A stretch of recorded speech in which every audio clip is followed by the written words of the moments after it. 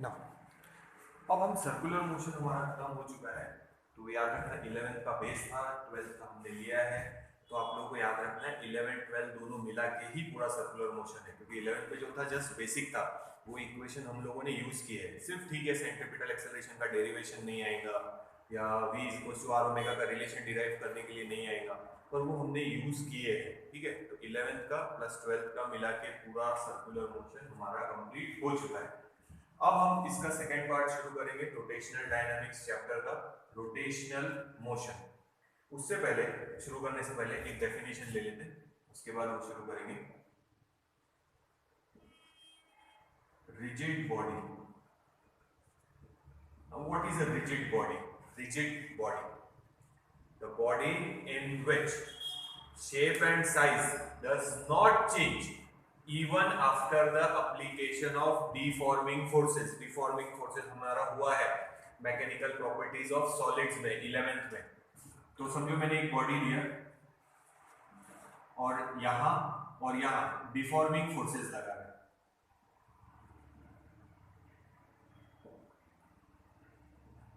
कौन से फोर्सेस लगा रहे हैं? Deforming forces. उसको डिफॉर्म करने के लिए हम क्या अप्लाई कर रहे हैं? Deforming forces. तो हमने इसको प्रेस करने के लिए डिफॉर्मिंग फोर्स लगाया, पर फोर्स लगाने के बाद में भी उसका शेप और साइज चेंज नहीं हुआ, such body is called rigid body.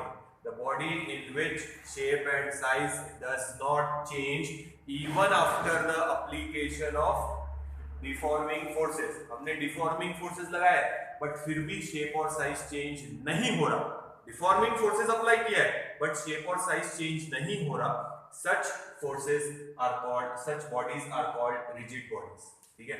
या फिर दूसरी भी डेफिनेशन है, पहले ये नोट डाउन कर लो आप लोग, फिर मैं दूसरी भी डेफिनेशन बताता। तो आप पहली डेफिनेशन क्या लिख रहे हैं रिजिड बॉडी की? The body in which shape and size does not change, shape और साइज चेंज नहीं होगा even after the application of deforming forces, यानी ऐसे फोर्सेस हम डिफॉर्म करने के लिए लगा रहे, बैलेंस फोर्सेस लगा रहे डिफॉर्म करने के लिए, तो भी उसका शेप और साइज चेंज नहीं हो रहा, such bodies are called rigid bodies. ये हमारा मैकेनिकल प्रॉपर्टीज ऑफ सॉलिड्स में हुआ है, deforming forces, elastic body, plastic body हुआ है, देख लेना एक बार, ठीक है। तो रिजिड बॉडी हमारे लिए कौन सी है? दूसरी भी डेफिनेशन बताऊंगा, पहले हम समझ लेते हैं रिजिड बॉडी। स्टोन मेरे लिए रिजिड बॉडी है कि अगर मैं हाथ से उसका शेप चेंज करने की कोशिश करूं तो चेंज नहीं कर पाएंगे। वुडन ऑब्जेक्ट्स, ये जैसे प्लास्टिक का पेन ही समझ लो, अब मैं इसको कितना भी फोर्स लगा लूं अभी फिलहाल तो मैं इसका शेप और साइज चेंज नहीं कर सकता, कितना भी फोर्स लगा लूं, ये मेरे लिए क्या हो गया? रिजिड। गोल्फ बॉल मेरे लिए क्या है? रिजिड। स्टोन मेरे लिए क्या है? रिजिड। ब्रिक मेरे लिए रिजिड है। मेटल ऑब्जेक्ट्स, वुडन ऑब्जेक्ट्स मेरे लिए क्या है? Rigid body. But perfectly rigid नहीं बोल रहे हम लोग, perfectly rigid body does not exist. Diamond को हम परफेक्टली रिजिड कंसीडर कर सकते हैं, बट याद रखना नेचर में परफेक्टली रिजिड बॉडी एग्जिस्ट नहीं करता।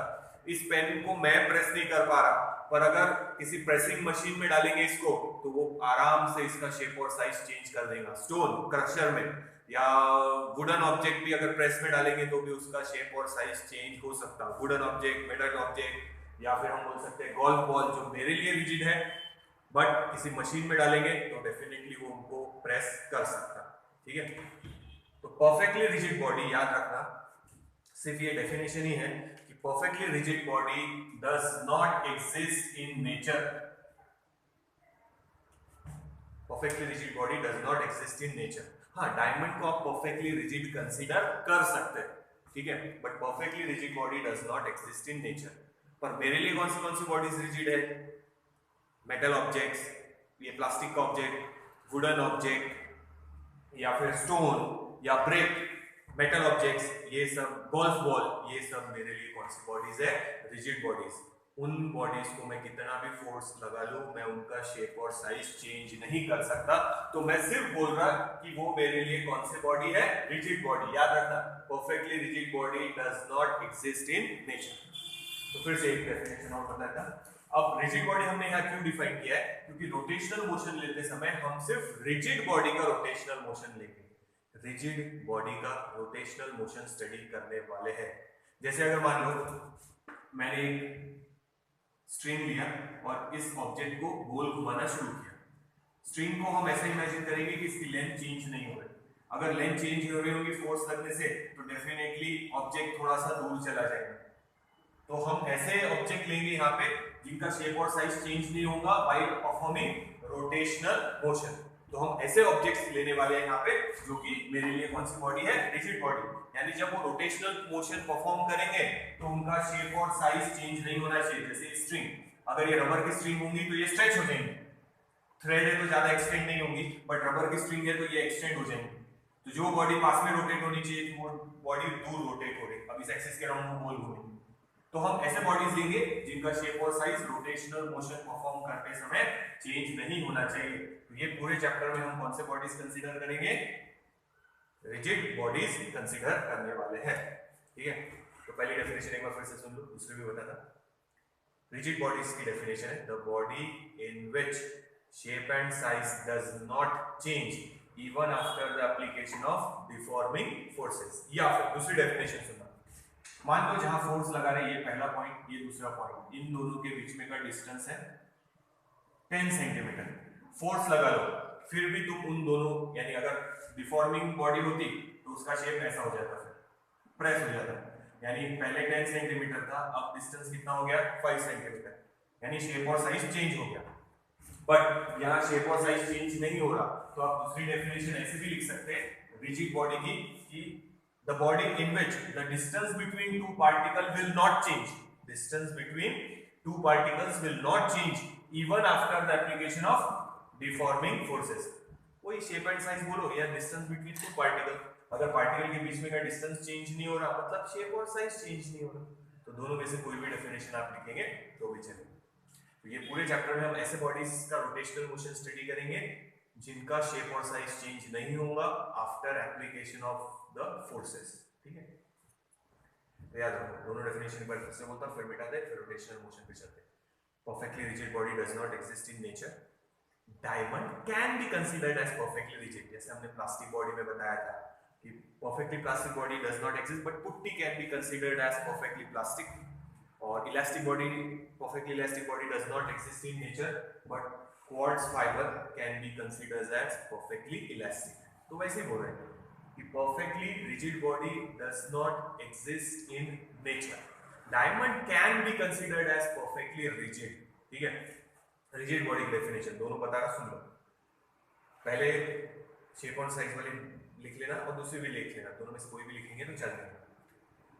The body in which shape and size does not change, the body in which shape and size does not change even after the application of deforming forces is called rigid body। या फिर the body in which distance between two particles will not change even after the application of deforming forces is called rigid body। तो दोनों में से कोई भी definition बोलेंगे तो चलेगा। तो हम यहाँ सिर्फ रिजिड बॉडी का रोटेशनल मोशन स्टडी करने वाले हैं। ठीक है, अब आते हैं हम लोग rotational motion. If rotational motion की डेफिनेशन देखो कैसे लिखेंगे, if a body is performing circular motion, body perform कर रही circular motion about a fix axis, एक फिक्स एक्सिस के around body circular motion perform कर रही, पासिंग थ्रू इट्स बॉडी, वो एक्सिस उसके बॉडी में से पास हो रहा, then the body is said to be performing rotational motion. Example सुनना, ये है अर्थ और ये एक्सिस इमेजिनरी, ये है हमारा नॉर्थ पोल, ये है हमारा साउथ पोल। इस एक्सिस के अराउंड अर्थ क्या हो रही, स्पिन। तो the body is performing circular motion about this fixed axis. तो ये कौन सा मोशन हो गया, रोटेशनल मोशन। टॉप मतलब भौरा, अगर आप लोगों ने देखा होगा, मेरी ड्राइंग खराब है फिर भी देखते हैं, ठीक है चलिए। टॉप भौरा अगर आप लोगों ने देखा होगा, पहले हम लोग बचपन में चलाया करते थे, फिर से बोला वीडियो गेम मोबाइल नहीं थे तब हम ऐसे टॉप चलाते, भौरा जिसको बोलते। तो यहाँ पे रस्सी गोल गोल घुमाते और उसको फिर जोर से फेंकते, तो टॉप या जो हिंदी में बोलेंगे भौरा, वो ऐसे रोटेट होगा इस एक्सिस के अराउंड। ये है axis of rotation. So body is performing circular motion about an axis passing through its body, then that body is performing rotational motion. एक और एग्जांपल करो, फैन, ये हमारा नीचे से देख रहे, ये वो सेंटर और ऐसे 3 ब्लेड्स,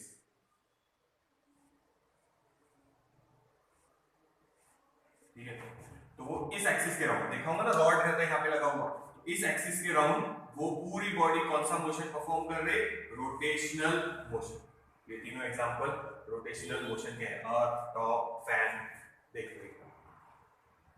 सो याद रखना, a body is said to be in rotational motion when it is moving in a circular path, या it is performing circular motion about the fixed axis. It is performing circular motion about the fixed axis.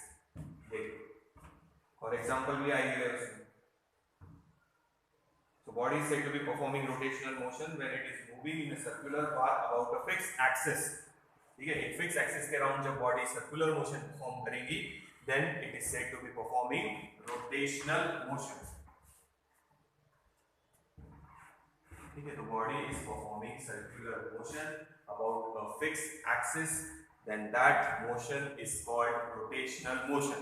अर्थ का spin खुद के axis के round, top या भौरे का spin axis के round, या फैन का स्पिन वो जो रॉड लगा है उसके round, that is also rotational motion. ठीक है, अब फैन हम ये यूज कर लेंगे और बाकी चीज हटा है, ध्यान दो,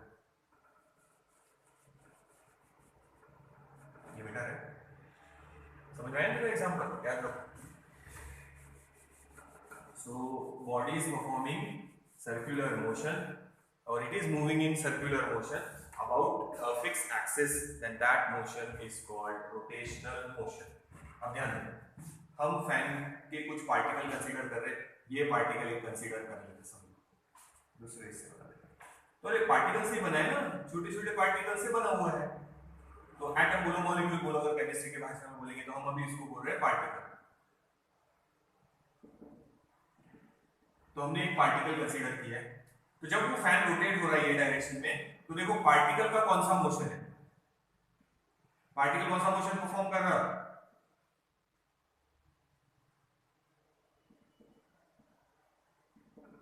कौन सा मोशन है, सर्कुलर मोशन। देखो ये डॉटेड लाइन, फैन घूम रहा तो उस पे समझो, या हमने कुछ चिपका दिया उसके ऊपर, एक च्युइंग गम चिपका दिया, अब बस वही याद आता हमारे को, खाओ कहीं पे चिपका दो, खाओ कहीं पे चिपका दो, तो समझो यहाँ चिपका दिया, तो ये पार्टिकल फैन के साथ कौन सा मोशन में आएगा, सर्कुलर मोशन, और ये उसकी रेडियस हो गई सेंटर से यहाँ तक। तो सभी पार्टिकल, ये एक पार्टिकल नहीं, यहाँ पे भी पार्टिकल कंसीडर करेंगे, यहाँ पे भी कोई भी पार्टिकल कंसीडर करेंगे, that particle is performing circular motion, यानी पूरा बॉडी कौन सा मोशन परफॉर्म कर रहा है, सर्कुलर मोशन। तो when a body is performing rotational motion, याद रखना, every particle of that body performs कौन सा motion, circular motion about the fixed axis, उस फिक्स एक्सिस के राउंड परफॉर्म करेंगे सर्कुलर मोशन। ठीक है, तो ये याद रखना, when a body is performing rotational motion,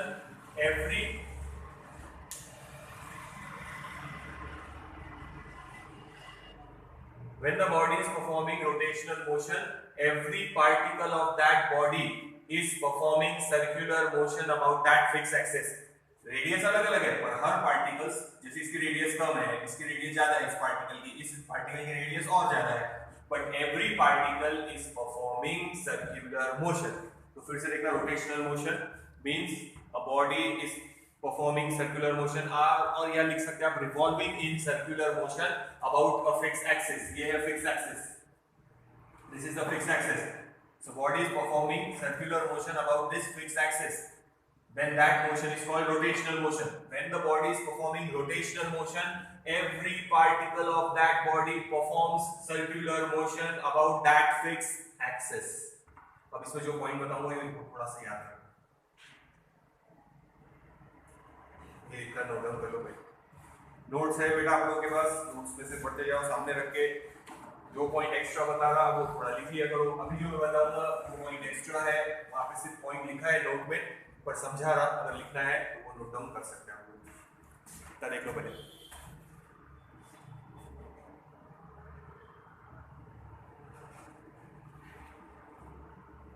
ठीक है, तो ये क्या लिखा है देख लो एक बार फिर से। Rotational motion, when a body is performing rotational motion, every particle of that body performs circular motion about the fixed axis। ठीक है, देखिए एक बार।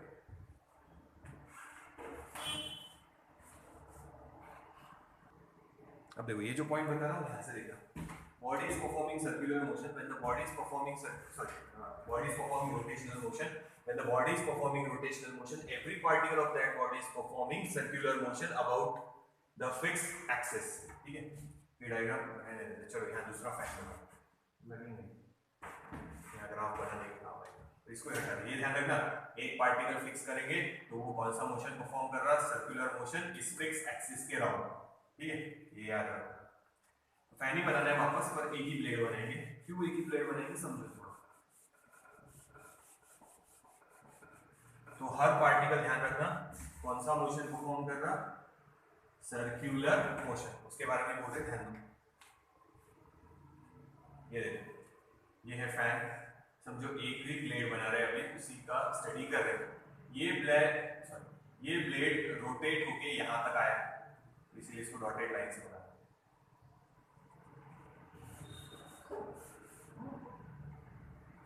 ड्राइंग के क्लास कराने पड़ेंगे पहले। चलो, तो ये ब्लेड रोटेट होके यहां तक आ गया, वो ब्लेड यहां था, रोटेट होके यहां तक आ गया। ठीक है, दो पार्टिकल कंसीडर करना मैं वहां पे। दिस इज फर्स्ट पार्टिकल जो रोटेट होके यहां तक पहुंच गया, यानी ये सर्कुलर मोशन। हम इतना ही बोल रहे हैं, आगे भी जाएगा ये यहां से यहां तक आया है ब्लेड, अब आगे भी जाने वाला है, पर हम दो पोजीशन ले रहे हैं, ये इनिशियल और ये उसकी फाइनल पोजीशन। हम दो पोजीशन कंसीडर कर रहे हैं। क्यों कर रहे हैं देखना, दिस इज पार्टिकल ए, हम सोच रहे हैं कि वो यहां से यहां तक आया है। ठीक है, देखो यहाँ पे उसने एंगल कितना बनाया है, जो ब्लेड यहां से यहां तक आया तो उसने एंगल ट्रेस किया है, समझो थीटा। कितना एंगल ट्रेस किया है यहाँ पे, थीटा। इसको मैं सॉलिड बना देता हूँ, ट्रायंगल फिगर दिख जाएगा, उसको रेड कर देते हैं। इनिशियल और फाइनल पोजीशन के बीच में एंगल है थीटा।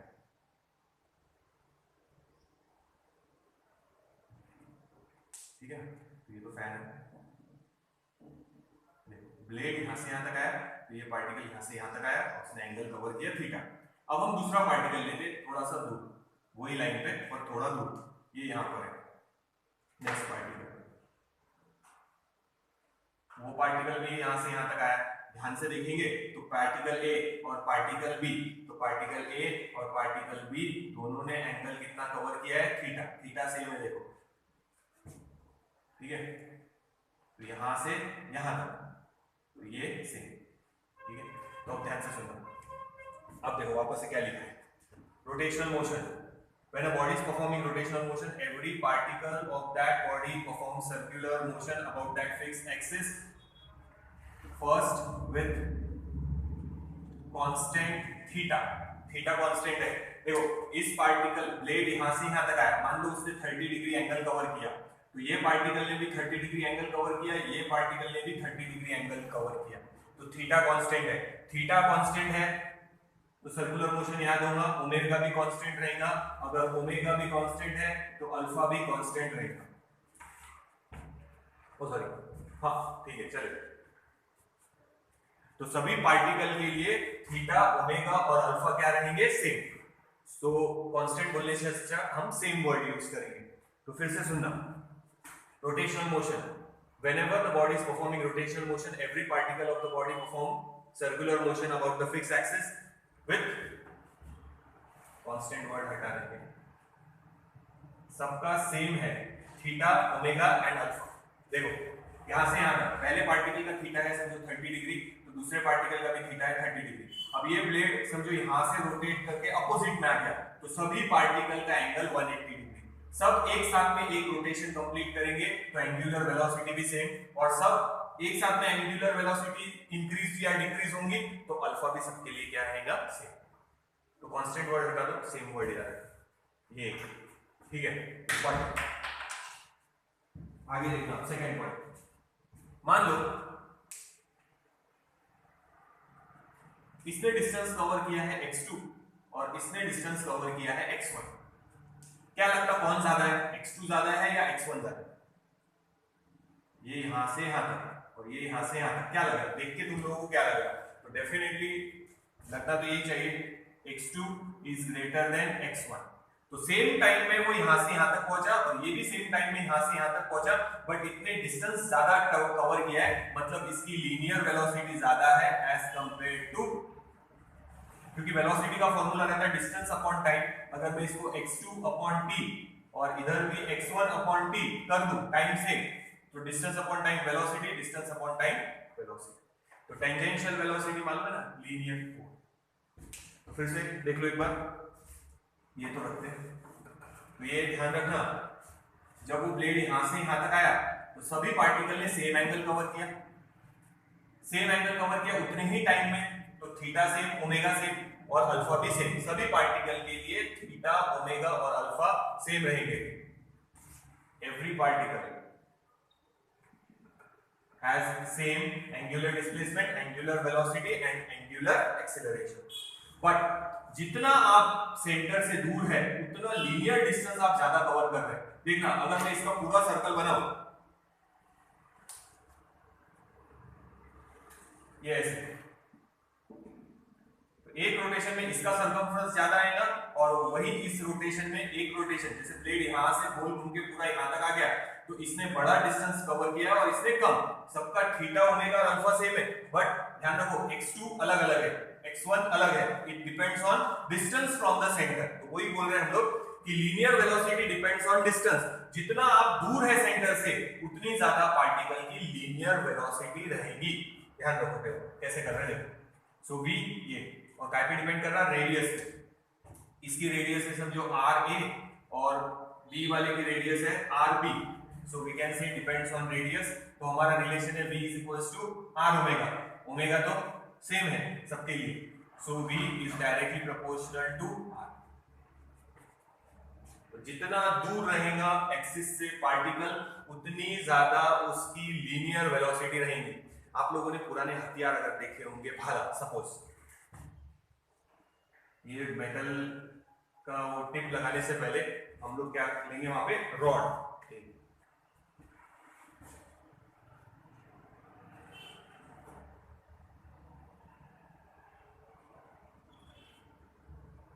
ठीक है। हमने क्या लिया, एक रॉड, और उसके आगे हम टिप लगा दे भाले में। तो एक्चुअल में मारने का काम तो उस टिप का ही है। टिप किसी के अंदर घुसा देंगे, वो भाला, भाला देखा होगा ना कि लंबा सा एक रॉड रहता, रॉड बोलने से बोलेंगे वुडन स्टिक, और उसके आगे मेटल की टिप रहती लगाई हुई। मारने का काम तो मेटल की टिप ही कर रहे हैं, फिर हम हाथ से यूं नहीं मार देंगे। बट होता कैसे, ये मेरा एक्सिस ऑफ रोटेशन है। जब मैं वो भाला यूज करूंगा तो टिप बहुत दूर है सेंटर से, और जब मैं उसको रोटेट करूंगा तो डेफिनेटली उस टिप की लीनियर वेलोसिटी ज्यादा रहेगी। क्योंकि अभी मैंने बताया है कि जब हम रोटेट करेंगे उस ऑब्जेक्ट को, जैसे हम तलवार चला रहे हैं, तलवार में भी टिप दूर रहेगी, तो हम हाथ एक्सटेंड कर रहे हैं, एक तो हाथ एक्सटेंड हुआ है और एक वो टिप दूर है। तो अब जब हम उसको ऐसे रोटेट करेंगे या चलाएंगे रैंडम ऐसे, तो हमारे यहाँ की स्पीड देखेंगे तो कम लगेगी, ज्यादा मूव नहीं हो रहा। यहाँ देखेंगे तो देखो मोशन ज्यादा लग रहा, ये कैसा जिगजैग लग रहा है, देखो ये जिगजैग लग रहा, पर ये इतना जिगजैग नहीं लगेगा। तो जितना एक्सिस के क्लोज है उतना लीनियर डिस्प्लेसमेंट कम रहेगा ये, और जितना आप दूर रहेंगे उतनी ज्यादा उसकी लीनियर वेलोसिटी। देखो, तो इसीलिए तलवार, भाला या हैमर देखा होगा आपने, हैमर में मेटल का ऑब्जेक्ट, ये रॉड वुडन और सामने हैमर, ये बड़ा सा लोहा जो यूज करते वैसा है।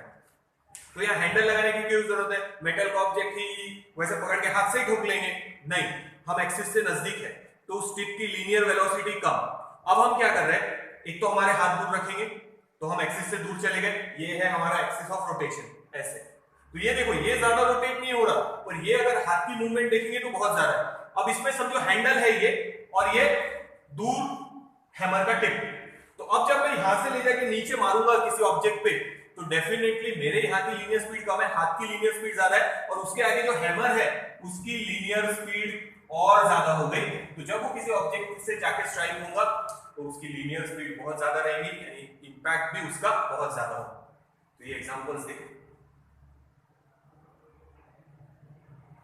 किसी को चाटा मारना है तो मारना नहीं, फिर भी बता रहे, ठीक है। अगर हाथ ऐसे रखना, चिपका लो ये एल्बो यहां ऐसे, और अब इतना एक्सिस है, हाथ का मास तो उतना ही है, अब किसी को मार के देखो ऐसे, ज्यादा जोर से नहीं लगेगा, और जब ऐसे मारेंगे तो हमने एक्सिस से दूर कर दिया है हाथ को, अब वो हाथ रोटेशनल मोशन परफॉर्म करेगा, तो डेफिनेटली इस हाथ की लीनियर स्पीड ज्यादा रहेंगी एज कंपेयर टू ये पोजीशन में, क्योंकि वो एक्सिस के क्लोज है, ठीक है। तो एंगल यहां से यहां तक आया, इसने भी उतना ही एंगल कवर किया, इस पॉइंट ने भी उतना एंगल कवर किया, बट डिस्टेंस देखो, ये यहां से यहां तक ज्यादा डिस्टेंस चेंज नहीं हुआ, बट अगर हाथ का लीनियर डिस्टेंस देखेंगे टिप का, तो बहुत ज्यादा चेंज है। जैसे यहां बताया मैंने, यहाँ का डिस्टेंस कम, यहाँ का डिस्टेंस ज्यादा, मतलब इस पार्टिकल ने ज्यादा डिस्टेंस कवर किया है in same time as compare to this particle, तो उसकी लीनियर वेलोसिटी ज्यादा है। तो याद रखना, हम सेंटर से जितना दूर कंसीडर करेंगे पार्टिकल, उतनी ज्यादा उसकी लीनियर वेलोसिटी रहेगी। तो ये हमारा बी वाला पार्टिकल है और ये हमारा ए वाला पार्टिकल। तो बी वाला पार्टिकल देखो सबसे दूर है और ए वाला पार्टिकल नजदीक है, इसलिए बी वाले की लीनियर वेलोसिटी ज्यादा है, ए वाले की लीनियर वेलोसिटी कम है। तो हम बोल रहे हैं लीनियर वेलोसिटी ओमेगा तो कांस्टेंट है, सेम है सबके लिए, तो v is directly proportional to. तो व्हेन, अब पूरा हो गया देखो, when a body is performing rotational motion, every particle of that body is performing circular motion about that fixed axis, each particle has same constant word हटा दो, each particle has same angular displacement, angular velocity, angular acceleration, but linear speed depends on distance। जितना आप दूर है axis से, उतनी ज्यादा उस पॉइंट की लीनियर स्पीड रहेगी। तो देखो, जब प्लेन यहां से यहां तक आया, समझो टाइम लगा 5 सेकेंड्स, इसको भी 5 सेकेंड लगा और इसको भी 5 सेकेंड लगा, सेम टाइम में दिख रहा नहीं क्लियर, इसने ज्यादा डिस्टेंस ट्रैवल किया है, मतलब उसकी लीनियर स्पीड ज्यादा है, ठीक है। तो ये कहीं तो भी लिख लेना, ये वहां पे वर्ड्स में लिखा हुआ है पर ये इतना समझाया नहीं है, देख लो। तो ये थीटा कैसे सेम है, जैसे ये पार्टिकल यहां से यहां आया, उतने इसमें ये पार्टिकल यहां से आया, तो ये एंगल तो दोनों की स्ट्रेट लाइन देखो, एंगल सेम है, ओमेगा भी सेम है, अल्फा भी सेम है सभी पार्टिकल के लिए, बट लीनियर स्पीड इसकी ज्यादा है, जितना दूर लेंगे उतनी ज्यादा लीनियर स्पीड, यानी linear speed depends on distance. अगर ग्राफ बनाना है, कभी कभी कैसा इक्वेशन की जगह ग्राफ दे देते हैं, तो दोनों ग्राफ बता देता, देखो डिस्टेंस और ओमेगा का लेंगे तो ऐसा है, कोई भी डिस्टेंस पे ले लो, कोई भी रेडियस ले लो, रोटेशनल मोशन में सभी पार्टिकल की एंगुलर वेलोसिटी क्या रहेगी, सेम। बट अगर हम डिस्टेंस का वेलोसिटी के साथ प्लॉट करें ग्राफ, तो ग्राफ ऐसा है,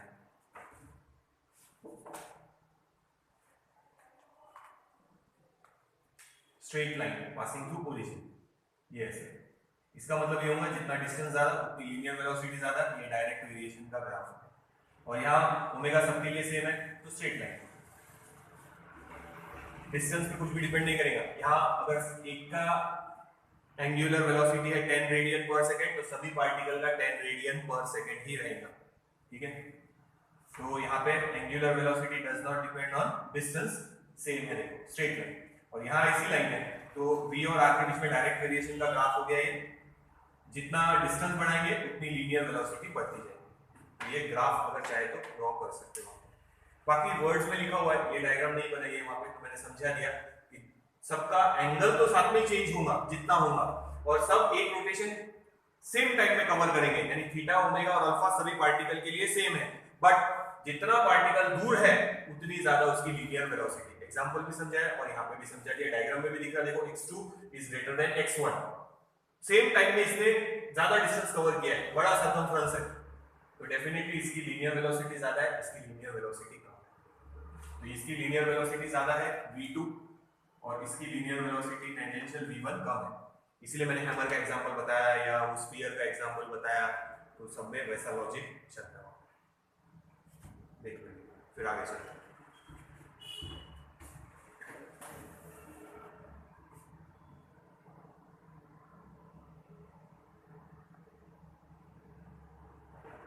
अब देखो आगे कंटिन्यू कर रहे हैं, थोड़ा सा डायग्राम शायद को ड्रॉ कर लेना, वहां समझने में आसानी जाएगी।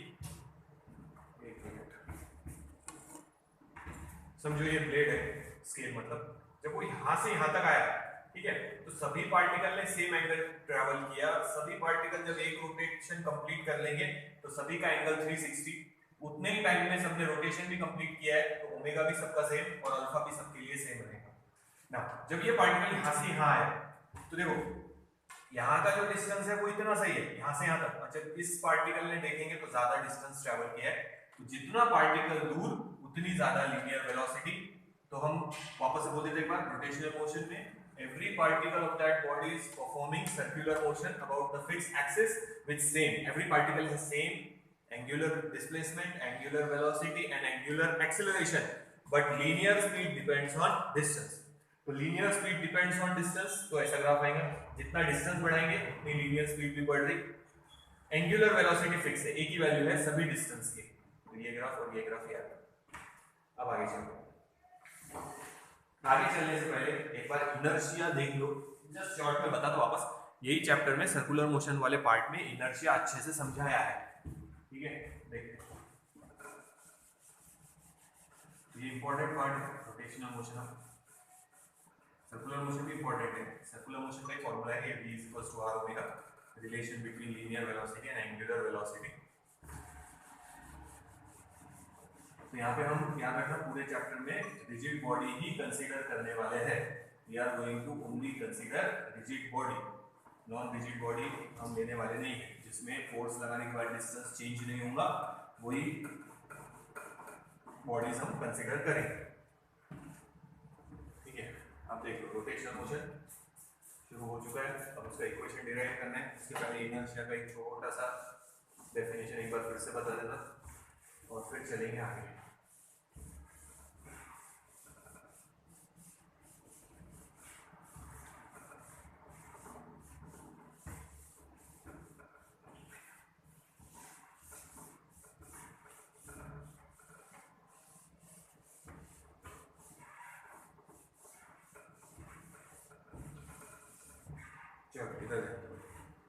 इनर्शिया एक बार शॉर्ट में बता देता, पूरा डिटेल में नहीं लेंगे, फिर भी मैंने तुमको यही चैप्टर में स्टार्टिंग में सर्कुलर मोशन में समझाया है इनर्शिया का मीनिंग।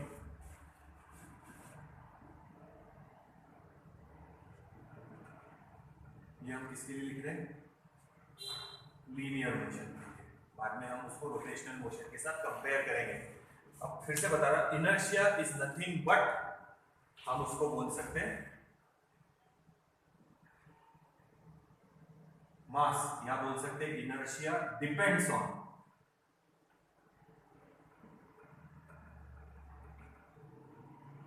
मास, ऐसा भी बोल सकते हैं। इनर्शिया इज मास या इनर्शिया इज डिपेंडिंग ऑन मास या डिपेंड्स ऑन मास, ऐसा बोल सकते हैं। इनर्शिया मतलब जो बॉडी रेस्ट में है वो रेस्ट में रहने की कोशिश करेंगी, और जो बॉडी मोशन में है वो मोशन में ही रहने की कोशिश करेंगी। इसी बॉडी की टेंडेंसी को बोलते हैं इनर्शिया। अगर आप उस बॉडी को मूव करना चाहते हैं या मूविंग बॉडी को रोकना चाहते हैं, यानी उसके स्टेट को अगर आपको चेंज करना है तो आपको फोर्स लगाना पड़ेगा। आप जब उस बॉडी पे फोर्स लगाएंगे तो वो बॉडी अपोजिशन क्रिएट करेंगे। याद रखना, जितना ज्यादा मास उतना ज्यादा अपोजिशन, या हम बोल सकते हैं इनर्शिया। समझ में आ रहा ना, एग्जांपल्स भी बताए थे, ठीक है। अगर हमारी बाइसिकल खराब हुई है तो मास कम होने की वजह से रुकी हुई है, उसको हमको चलाना है, तो हम आराम से धक्का मार के उसको एक जगह से दूसरी जगह ठीक करने के लिए ले जा सकते हैं। तो जब मैं उसको फोर्स लगाऊंगा, मास कम है, मास कम होने की वजह से उसकी जो टेंडेंसी है यानी इनर्शिया जो है रेस्ट में रहने का, वो जल्दी से ओवरकम हो जाएगा। पर अगर मान लो ट्रक है और वो भी भरा हुआ, वो अगर खराब हो गया और मेरे को धक्का मार के एक जगह से दूसरी जगह ले जाना है, तो मैं अकेला नहीं ले जा पाऊंगा, मेरे को 20, 25, 30, 40 लोग लगेंगे भरे हुए ट्रक को मूव करने के लिए। तो मास ज्यादा है तो आपको उसको स्टेट चेंज करना है, उसको इनर्शिया चेंज करना है, उसका मोशन में लाना है आपको उसको, तो आपको फोर्स लगाना पड़ेगा। आप जितना ज्यादा फोर्स लगाएंगे वो भी बॉडी अपोज करेंगी, उसका अपोजिशन टोटली काय पे डिपेंड करेगा, मास। तो जैसे हम अलग अलग इक्वेशन लेते हैं, उसमें मास आता तो फोर्स लगा रहे हैं mass into acceleration, kinetic energy में आता हाफ mv², लीनियर मोमेंटम का फॉर्मूला मास इनटू वेलोसिटी। तो यहाँ पे भी मास है, यहाँ पे भी मास है, यहाँ पे भी मास है, तो mass is nothing but inertia. तो जब आप फोर्स लगाएंगे किसी बॉडी को तो काय पे डिपेंड करने वाला है, उसके इनर्शिया पे। देखो एक बार समझ में आ रहा है। तो inertia is what, the tendency of a body to oppose any change in its state of rest और यूनिफॉर्म मोशन, मगर लीनियर डायरेक्शन में। तो जो बॉडी रेस्ट में है वो रेस्ट में रहने की कोशिश करेगी।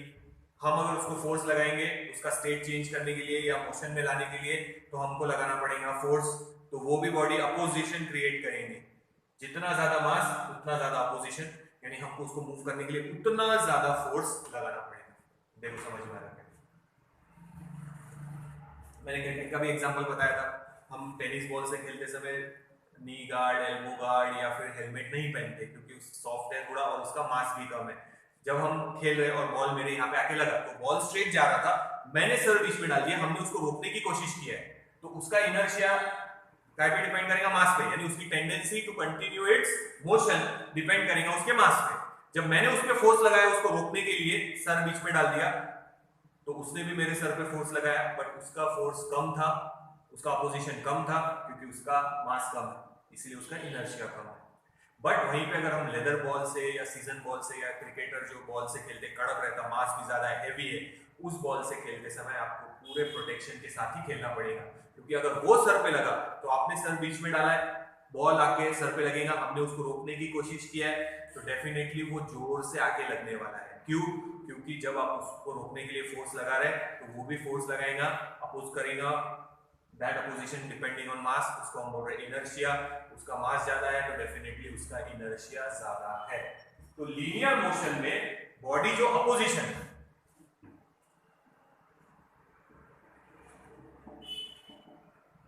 अपोजिशन क्रिएट करेगी in the state, in the change of state, rest या मोशन में कुछ भी करना है हमारे को, तो जो अपोजिशन क्रिएट होगा that opposition is called inertia, it is nothing but mass. और ये लीनियर मोशन के कुछ इक्वेशन बता रहे हैं। अब हम चलेंगे रोटेशनल मोशन, देखते हैं उसको आगे। तो रोटेशनल मोशन में भी अपोजिशन रहेगा।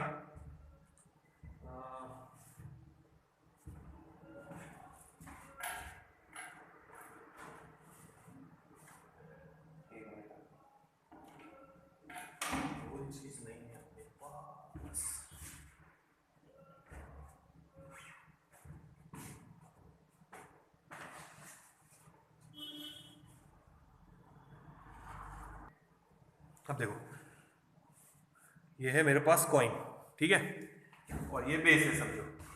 अब इस कॉइन को रोटेट करना है, तो ये मैंने उसको, अब यहाँ टॉर्क लगाना पड़ेगा। टॉर्क भी हम लोगों का हुआ है, दो फोर्स लगाने हैं equal in magnitude, opposite in direction, यानी ऐसे। तो ये देखो, अब ये बेस है, ये कॉइन है मेरे हाथ में, ये मैंने उसको रोटेट किया, देखो रोटेट हो रहा है, ठीक है। फिर से करते हैं, ये रोटेट हो रहा है, ठीक है, ऐसे। अब हम इसको रोटेट कर सकते हैं। अगर मैं बोलूं इसको आपने रोटेट कर लिया आराम से, इस कॉइन को आपने रोटेट कर लिया, क्यों रोटेट कर लिया आराम से? क्योंकि इसका मास कम है, यानी इसका अपोजिशन रोटेशनल, जैसे लीनियर मोशन में अपोजिशन था, आप किसी बॉडी को लीनियर मोशन में लाने की कोशिश कर रहे हैं, या लीनियर मोशन में जो मूव हो रहा है उसको रोकने की कोशिश कर रहे हैं, तो वो बॉडी आपको अपोज कर रही है, that opposition is called inertia. आप किसी बॉडी को, ये रेस्ट में है, मैं इसको रोटेट करने की कोशिश कर रहा, ये रोटेट हो रहा, देखो ये रोटेट हो रहा, ठीक है, अब ये रोटेट हो रहा, तो ये भी मेरे को अपोजिशन क्रिएट करेगा जब मैं इस पे टॉर्क लगाऊंगा। रोटेट करने के लिए क्या लगाया है? टॉर्क। टॉर्क देख लेना एक बार, हुआ है अपना, two force equal in magnitude, opposite in direction, ऐसे फोर्स लगाएंगे तो उसको बोलते हैं टॉर्क, ठीक है, टॉर्क लगाया। इस कॉइन को आपने आराम से रोटेट कर लिया। अब मैं बोलूं ट्रक का टायर लो, वो भी डिस्क के जैसा ही है ना, पर बड़ा है, और उसको ऐसे दो उंगलियों में पकड़ के ऐसे रोटेट करके दिखाओ, कर पाएंगे क्या? नहीं कर पाएंगे, क्योंकि जब आप उस ट्रक के टायर को रोटेट करने की कोशिश करेंगे तो उसका मास बहुत ज्यादा है। जब आप उसको रोटेट करने की कोशिश करेंगे तो वो अपोजिशन क्रिएट करेगा, ठीक है। तो याद रखो। दूसरा एग्जांपल बताता, देखो घड़ी, हमारी घड़ी है, ठीक है, इसमें इन व्हील्स को रोटेट, व्हील्स बोलने से बोलेंगे जो कांटे हैं उनको रोटेट करने के लिए अंदर छोटी सी मशीन है, एक छोटे से सेल में काम हो जाता है, ठीक है, समझ में आ रहा है? घड़ी में एक छोटा सा सेल रहता है, उनको रोटेट करने में आराम से रोटेट कर पाएंगे मशीन। वैसे ही एक छोटे से सेल से आप ट्रक के टायर को रोटेट कर सकते क्या? नहीं, क्योंकि आप जब उसको रोटेट करने की कोशिश करेंगे तो उसका मास ज्यादा है, वो अपोज भी ज्यादा करेगा, तो आपको उसको रोटेट करने के लिए ज्यादा फोर्स लगाना पड़ेगा, यानी ज्यादा एनर्जी देनी पड़ेगी। तो याद रखना जब आप किसी बॉडी को रोटेट करने की भी कोशिश करेंगे तो वो भी आपको अपोज करेगा, बट उसको भी इनर्शिया बोलते हैं, पर वहां पे दूसरा इनर्शिया है, नाम थोड़ा चेंज करेंगे हम लोग। तो रोटेटिंग बॉडी भी आपको अपोजिशन क्रिएट करेंगे, उस अपोजिशन को हम बाद में नाम देंगे। तो जैसे लीनियर मोशन में इनर्शिया इज मास, हम किसी बॉडी को जब फोर्स लगाएंगे तो वो बॉडी हमारे को क्या करेंगी, अपोजिशन क्रिएट करेंगी, that opposition will depend on inertia बोलो या मास। ये इक्वेशन देखो। अब हम रोटेशनल मोशन में चलते हैं। रोटेशनल मोशन में भी जब आप किसी बॉडी को रोटेट करने की कोशिश करेंगे तो वो भी बॉडी आपको अपोज करेगी। रेस्ट में रहने की कोशिश करेंगी, रोटेटिंग मोशन में रहने की कोशिश करेंगी। उस अपोजिशन को थोड़ा अलग नाम है, इनर्शिया भी आएगा उसमें, पर हम नाम थोड़ा चेंज करेंगे। देखते इसको। ये लीनियर मोशन का इनर्शिया है, अब रोटेशनल मोशन का इनर्शिया देखते हैं। तो उसके पहले एक इक्वेशन डिराइव कर रहे हैं। सपोज ये एक रिजिड बॉडी ले रहे हैं, इरेगुलर शेप में कैसे भी बना लो। ये है हमारा axis of rotation point O। तो एक्सिस ऑफ रोटेशन दिखा सकते हैं, नहीं भी दिखाया तो चलो, ये है, या फिर ऐसे डॉटेड लाइन से दिखाना पड़ेगा, ठीक है। डायग्राम थोड़ी पेड़ करनी पड़ेगी, तो एक्सिस दिखाना है तो फिर ऐसे बनाएंगे। Suppose this is axis of rotation, इस बॉडी इस फिक्स एक्सिस के around body circular motion perform करेगी, यानी कौन सा मोशन परफॉर्म करेगी, रोटेशनल मोशन। और ये है वो बॉडी, यहां से पास हो रहा वो एक्सिस, ठीक है। तो इस एक्सिस के अराउंड बॉडी कौन सा मोशन परफॉर्म कर रही, रोटेशनल मोशन। अच्छे से दिखाना है, इसको यहां से हटा के ऐसे बनाओ, यानी वो यहां से पास हो रहा और नीचे निकल रहा, ठीक है। यानी अगर देखेंगे तो वो अरेंजमेंट ऐसी है, ये वो बॉडी और ये है हमारा एक्सिस ऑफ रोटेशन, इसके अराउंड बॉडी पूरी रोटेट होने वाली है ऐसे, ठीक है। तो एक पार्टिकल कंसीडर करेंगे यहाँ पे, जिसका मास है m1, डिस्टेंस है r1, linear velocity v1। Linear velocity will depend on distance, अभी बताया सामने। ये दूसरा पार्टिकल है, मास m2, डिस्टेंस r2, इसकी लीनियर वेलोसिटी n2, v2, इसकी v1, ठीक है। दो पार्टिकल बताए, वैसे n पार्टिकल बताने तो डैश डैश करके n पार्टिकल लिखा सकते हैं। तो हम कंसीडर कर रहे हैं कि body is made up of n particles having mass m1, m2 and so on mn at distance r1। तो m1 पार्टिकल r1 डिस्टेंस पे है, m2 पार्टिकल r2 डिस्टेंस पे है और लास्ट पार्टिकल rn डिस्टेंस पे है। कहां से, from axis of rotation. Axis of rotation से सारे डिस्टेंस गिनना है, ठीक है। हम यहाँ इक्वेशन निकाल रहे हैं, काय का, काइनेटिक एनर्जी। तो अब हम रोटेशनल मोशन का निकाल रहे हैं, तो इसको बोलेंगे रोटेशनल काइनेटिक एनर्जी। कौन सी kinetic energy, rotational. Half M V square linear kinetic energy. अब ये है rotational kinetic energy, rotational kinetic energy.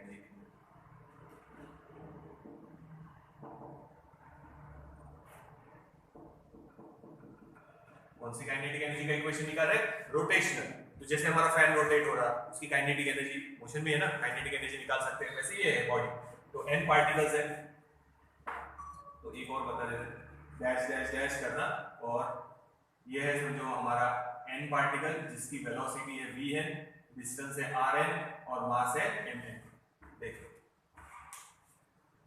तो n पार्टिकल से बॉडी बनी हुई है। मैंने पहले ही बताया, when the body is performing rotational motion, every particle of the body is performing circular motion with same theta, omega and alpha, यानी angular displacement, angular velocity and angular acceleration, but linear velocity is different, इसीलिए सबका v1, v2, vn अलग अलग लिखा है और मास अलग अलग है। देखिए तो एक पार्टिकल लेंगे उसमें का, अब ये इतना नोट डाउन करो, फिर मिटा के लिखते हैं हम आगे। देख लो इतना, फिर आगे चल रहे, डायग्राम ड्रॉ कर लेना अगर लिख रहे होंगे तो, नहीं तो नोट सामने रखो। तो अब देखो आगे लिख रहे हैं, तो लिखते समय लिखना है कंसीडर अ रिजिड बॉडी, हम रिजिड बॉडी कंसीडर कर रहे हैं, performing rotational motion about an axis passing through point O. Let the body is made up of n particles, body n particles से बनी हुई है. Each particle is performing circular motion about that fixed axis. Let m1, m2, mn are the mass of each particle at a distance r1, r2, r3 respectively from the axis of rotation. इसके आगे हम derivation शुरू कर रहे हैं. इतना देखो पहले, ये मिटा रहे हैं ना, आगे लिख रहे हैं. तो फिर से सुन लो क्या लिखना है. देखना, एक्सप्लेनेशन को भी मार्क्स रहते हैं हाफ मार्क. ये क्वेश्चन आएगा 3 मार्क के लिए. Derive the equation for rotational kinetic energy. Rotational kinetic energy का इक्वेशन डिराइव करना है. तो ये क्वेश्चन है 3 मार्क का. ठीक है. So consider a rigid body. हम पूरे चैप्टर में रिजिड बॉडी ही कंसीडर कर रहे हैं, ध्यान रखना. Consider a rigid body performing rotational motion about an fixed axis passing through point O. When the body is performing rotational motion, its every particle is performing circular motion. Like the body is made up of n particles with mass m1, m2, m3 and so on dash dash dash mn at a distance r1, r2, r3. सारे distance axis से गिनना है from the axis of rotation. Consider one particle. एक particle consider करें. तो kinetic energy निकाल रहे first particle की. उसका formula half m1 v1 square. But अपने को पता है ये relation v is equals to r omega, relation between linear velocity and angular velocity. तो हम यहाँ लिखेंगे v1, यहाँ लिखेंगे r1, बट ओमेगा को 1 2 नहीं लिखना क्योंकि हमको पता है हर पार्टिकल के लिए ओमेगा की वैल्यू सेम है. तो देखो अब तो काइनेटिक एनर्जी फर्स्ट पार्टिकल के लिए हो जाएगा हाफ m v1 की जगह इसका स्क्वायर करो. v1 स्क्वायर है ना ये, ठीक है. ये देखो v1 स्क्वायर, तो ये m1 v1 स्क्वायर, तो ये हो जाएगा r1 square omega square. v की जगह हमने r ओमेगा डाला और उसका square r square omega square. तो ये r1 है. ये है kinetic energy of first particle. Similarly अगर हम लिखेंगे kinetic energy of second particle तो हम क्या लिखेंगे, half m2 r2 square omega square. Omega same. अब हम लिखेंगे एंड सो ऑन. हम लिखेंगे ऐसा लास्ट पार्टिकल के लिए kinetic energy of last particle it is half mn rn square omega square. तो हमने एक पार्टिकल कंसीडर किया, समझो फर्स्ट वाला. हम पहले एक पार्टिकल की काइनेटिक एनर्जी निकाल रहे हैं. तो ये एक पार्टिकल की काइनेटिक एनर्जी का formula half m v square. ये टेंजेंशियल वेलोसिटी, ये डायरेक्शन में बॉल घूम रहे हैं ना, तो वही डायरेक्शन में लिखा है. v की जगह लिखा है r ओमेगा. ओमेगा को 1 2 नहीं डालना because every particle is performing circular motion with same angular velocity. सभी की एंगुलर वेलोसिटी सेम है, इसलिए वहां 1 2 नहीं डाला. इस इक्वेशन में डाला, ये हो गया हमारा 1. इसी पर से हम सेकंड पार्टिकल के लिए ऐसा लिखेंगे और लास्ट पार्टिकल के लिए ऐसा लिख सकते हैं and so on. Dot dot dot दे देते हैं. तो टोटल काइनेटिक एनर्जी अगर निकालना है, सो काइनेटिक एनर्जी निकालना है हमको total. So it is kinetic energy of first particle plus kinetic energy of second particle plus and so on kinetic energy of n particles. तो हमने क्या किया, हम बोले कि भाई एक पार्टिकल की एनर्जी निकाल लो. एक पार्टिकल की एनर्जी निकल गई, उस पर से हमने सभी पार्टिकल की एनर्जी लिख लिया. अब बॉडी की एनर्जी निकालना है, टोटल काइनेटिक एनर्जी, तो सभी पार्टिकल की काइनेटिक एनर्जी ऐड कर दो. यहाँ पे हम कोई डायरेक्शन वगैरह नहीं लिख रहे क्योंकि याद रखना kinetic energy is a scalar quantity. Simple arithmetic rule से आप उनको ऐड या सब्ट्रैक्ट कर सकते हैं. तो ये है. तो first particle, second particle, third particle, common क्या निकलेगा वो देखो. सब में से कॉमन निकलेगा हाफ. हाफ हाफ हाफ सब में सेम है. और ओमेगा स्क्वायर वो बाद में लिखेंगे. यहाँ ब्रैकेट में क्या लिख रहे हैं देखो, m1 r1 square, m1 r1 square plus half तो निकल गया, ओमेगा स्क्वायर में हम कॉमन निकाल लेंगे बाद में. इधर बचेगा m2 r2 square plus and so on plus last particle के लिए mn rn square, mn rn square. और यहां लिख रहे हैं हम लोग लास्ट में ओमेगा स्क्वायर. देखो तो हाफ हमने इधर कॉमन निकाल लिया, ओमेगा स्क्वायर हमने उधर. बीच में क्या बचे टर्म्स देख लो एक बार. ये बचा है, ये बचा है और ये बचा है, तो वो हमने लिख लिया। अब ये जो ब्रैकेट में है उसको हम ऐसा भी लिख सकते हैं, हाफ समेशन के फॉर्म में, समेशन समेशन एडिशन करना है, कहां पे i की वैल्यू लेंगे 1 to n और हम यहां लिखेंगे mi ri स्क्वायर और ये ओमेगा स्क्वायर। तो ये काइनेटिक एनर्जी का इक्वेशन है टोटल। अब समेशन का मतलब क्या होता है कि इनको ऐड करो, तो कैसे ऐड करना है, पहले i की वैल्यू 1 डालो तो ये बन जाएगा m1 r1 स्क्वायर, ये लिखिएगा, फिर प्लस की साइन डालो, फिर 2 डालो, फिर m2 r2 स्क्वायर, फिर प्लस, फिर ऐसे ऐड करना है कहां तक, n तक, तो इसको शॉर्ट में ऐसा लिख सकते हैं।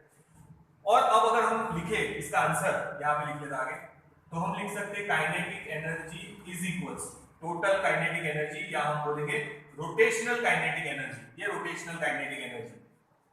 तो इसका आंसर मैं यहां लिख देता, नीचे नहीं लिखना, यहां लिखना, काइनेटिक एनर्जी रोटेशनल, ROT पूरा लिख सकते हैं rotational, it is half I, इसको I लिखेंगे, I क्या है वो बता था, और साथ में ओमेगा स्क्वायर। तो ये हमारा रोटेशनल काइनेटिक एनर्जी का फाइनल आंसर हो गया।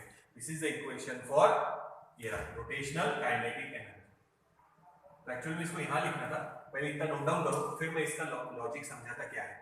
तो अगर क्वेश्चन आया कि derive the equation for rotational kinetic energy, तो हम एक पार्टिकल की काइनेटिक एनर्जी निकालेंगे, फिर उसी पर से दूसरे पार्टिकल की, फिर उसी पर से n पार्टिकल्स की, सभी काइनेटिक एनर्जी को ऐड कर देंगे, फाइनल हमको आंसर ये मिला। I की जगह पे क्या था, ये था समेशन ऑफ, या ये बोलो ब्रैकेट या समेशन, ये तो हम उसको अच्छे से समझेंगे, ठीक है। I क्यों लिखा, क्या है वो बताता, पहले इतना इक्वेशन नोट डाउन कर, सिंपल है। काइनेटिक एनर्जी अब लीनियर मोशन के लिए है, टेंजेंशियल वेलोसिटी के लिए, बट यहाँ सर्कुलर मोशन है, इसीलिए v की जगह r ओमेगा डाल दिया और ऐसे सिंपलीफाई।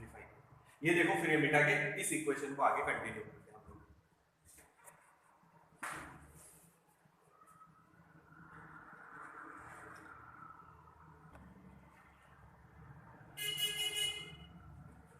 अब देखो, तो ये इक्वेशन बन गया, अब ध्यान देना, इसको हटा देना। तो इक्वेशन सिंपल था, डिराइव करना, काइनेटिक एनर्जी निकाला एक पार्टिकल की, वो लीनियर मोशन का था, तो हमने रोटेशनल मोशन का बनाने के लिए v वहां डाल दिया r ओमेगा, तो उसको सिंपलीफाई किया, ठीक है। तो ये इक्वेशन याद रखना, I की जगह क्या था।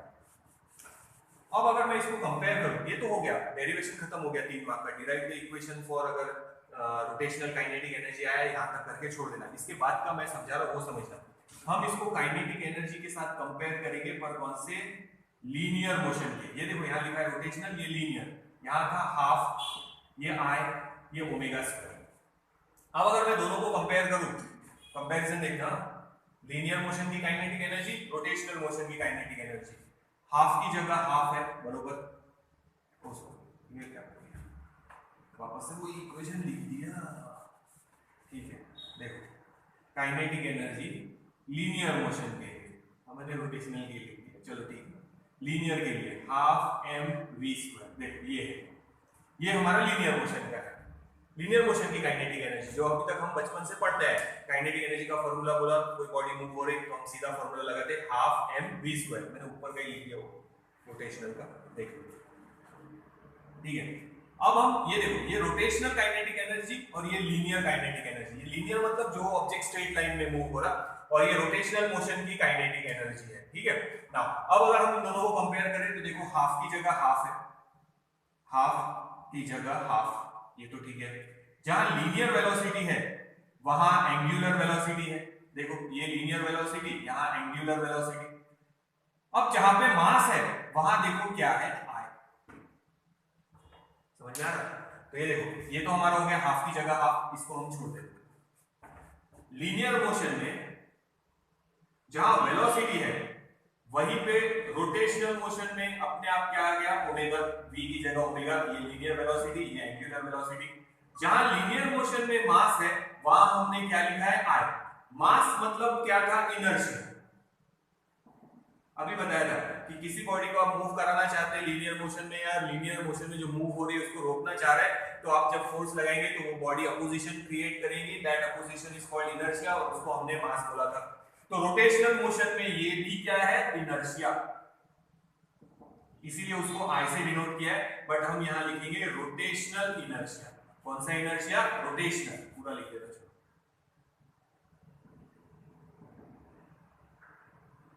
कौन सा इनर्शिया?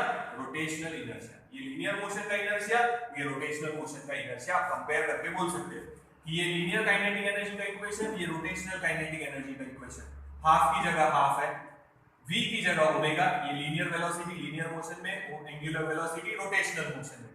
बट यहाँ m की जगह आप देखो हमने क्या लिखा है, i। तो अगर m को हम बोल रहे हैं लीनियर मोशन में इनर्शिया, मास को इनर्शिया बोल रहे हैं, तो I को बोलेंगे रोटेशनल इनर्शिया, यानी रोटेशनल मोशन में जो अपोजिशन। मैंने कॉइन का एग्जांपल बताया, और ट्रक का टायर ले लो, उसका एग्जांपल। दोनों को रोटेट करने में जितने आसानी से कॉइन को रोटेट किया, उतनी आसानी से आप वो टायर को रोटेट नहीं कर पाएंगे। क्यों? क्योंकि उसका रोटेशनल इनर्शिया ज्यादा होगा, इसीलिए। तो जैसे लीनियर मोशन में इनर्शिया, वैसे रोटेशनल मोशन में रोटेशनल इनर्शिया, या उसका दूसरा नाम है मोमेंट ऑफ इनर्शिया। कौन सा इनर्शिया? Moment of inertia. और शॉर्ट में हर जगह ऐसा भी लिखते हैं, MI। शॉर्ट में moment of inertia, MI, moment of inertia. तुम लोगों के लिए मिशन इम्पॉसिबल है, बट ठीक है, अभी हम समझाएंगे, कोशिश करेंगे कि आप लोगों को सब समझ में आ जाए। ठीक है, तो याद रखना, कंपैरिजन में बताया है कि लीनियर वेलोसिटी की जगह देखो एंगुलर वेलोसिटी आ गया, बराबर है, हाफ की जगह हाफ है, मास की जगह हम लोगों ने आई लिख दिया था, इनर्शिया की जगह आई लिख दिया। तो ये मास मतलब इनर्शिया था, ये आई मतलब भी इनर्शिया है, मगर ये रोटेशनल मोशन में है, इसीलिए हमने रोटेशनल इनर्शिया लिख दिया। इनर्शिया खाली मास पे डिपेंड करता, पर रोटेशनल इनर्शिया काय पे डिपेंड करता, वो हम अब देखेंगे। ठीक है, तो दिस इज रोटेशनल इनर्शिया, या उसका नाम है मोमेंट ऑफ इनर्शिया, MI। उसको शॉर्ट में MI भी लिखते हैं, और ध्यान रखना MI लिखा हुआ रहा तो समझ जाना कि वो है moment of inertia. Mission impossible नहीं है, मोमेंट ऑफ इनर्शिया MI, और उसको कैपिटल I से डिनोट करते हैं। ये कंपैरिजन आगे चलते देखो इसकी लाइन पर। तो लीनियर मोशन के साथ ही कंपेयर करके रोटेशनल मोशन लिया है, देखो।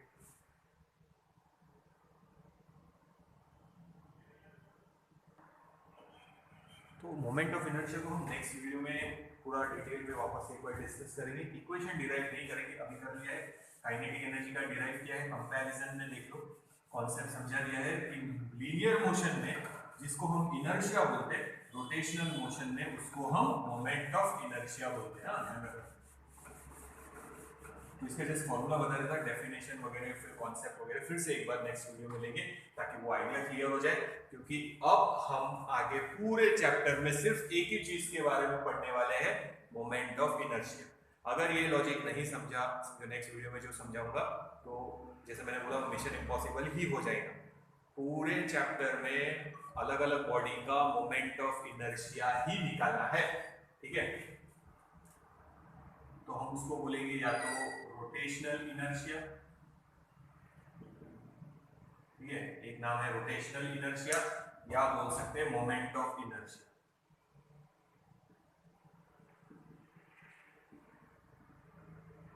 इसे फॉर्मूला बता रहा, डेफिनेशन वगैरह डिटेल में, यूनिट डायमेंशन क्या है वो सब नेक्स्ट वीडियो में लेंगे।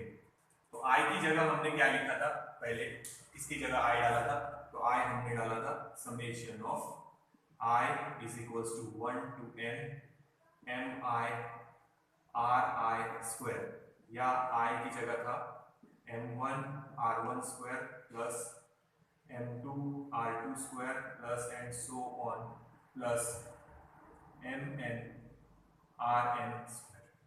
ये मोमेंट ऑफ इनर्शिया का फॉर्मूला हो गया। मोमेंट ऑफ इनर्शिया को शॉर्ट में लिखते mi, मोमेंट ऑफ इनर्शिया, और उसका सिंबल ये है कैपिटल I। कंपेयर करके हमने बोला है कि जैसे मास इनर्शिया, वैसे रोटेशनल मोशन में मोमेंट ऑफ इनर्शिया। ठीक है, तो इसको हम नेक्स्ट वीडियो में कंटिन्यू करेंगे। ये फॉर्मूले से शुरुआत करेंगे, फिर उसका लॉजिक कॉन्सेप्ट फिर से एक बार समझा दूंगा, क्या एप्लीकेशन है, क्या काम आएगा। लीनियर मोशन में जैसे मास था, वैसे यहाँ पे मोमेंट ऑफ इनर्शिया काय पे डिपेंड करेगा, वो सब डिटेल में लेने वाले हैं। तो याद रखना, पूरे चैप्टर में अलग अलग बॉडी का क्या निकालना है, मोमेंट ऑफ इनर्शिया। अलग अलग बॉडी का मोमेंट ऑफ इनर्शिया ही निकालना है हमारे। तो पूरे चैप्टर में यही है, मोमेंट ऑफ इनर्शिया। ठीक है, नेक्स्ट इसमें कंटिन्यू करेंगे।